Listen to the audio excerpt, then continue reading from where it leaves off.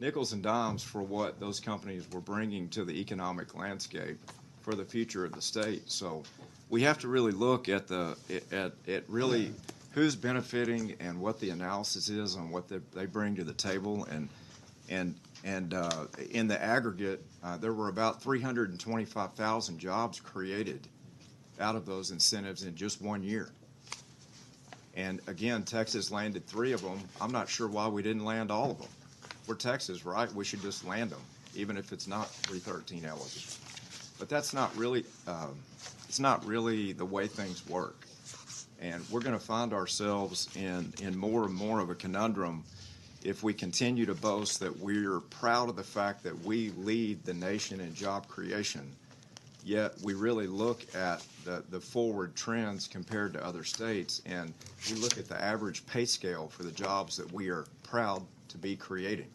And I'm not sure that that's exactly what we want as an end result for our legacy in public service.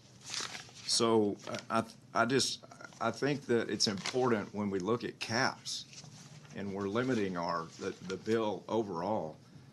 If we need to just put it to sleep, let's just put it to sleep and let the chips fall where they fall.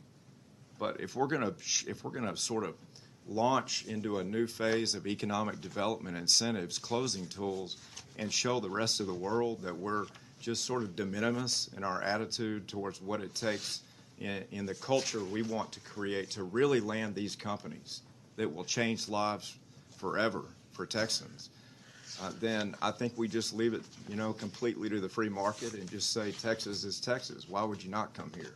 Even though we've lost many, many deals in the last 36 months, if you look into it, because we were not doing enough, even with the current 313s, even though a couple of years ago we didn't extend them, which signaled to the entire corporate world, why would we even work with you on a negotiation?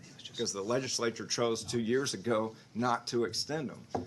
I think that was a mistake at that time, but I'm for the rebrand, and I'm for decoupling from wind and solar and from the negatives on school finance. But I'm not for signaling to the rest of the country and the world that we're going to launch a new program that is just inadequate overall as we talk about even back to, again, to thermal electric generation. If we spend 5 years or 2 years even talking about what it takes to get new thermal electric to invest here, and we're coming into some rough summer months, I think this might be as important as any other bill that we're considering that deals with our market construct. I think it's inextricably linked, and if anything we saw through the COVID years is that all of these economies are linked together and scaled together, and the impact is just, it's hard to separate the two. And I don't separate this from that. I think Senator Nichols was right on that we shouldn't exclude any manufacturing.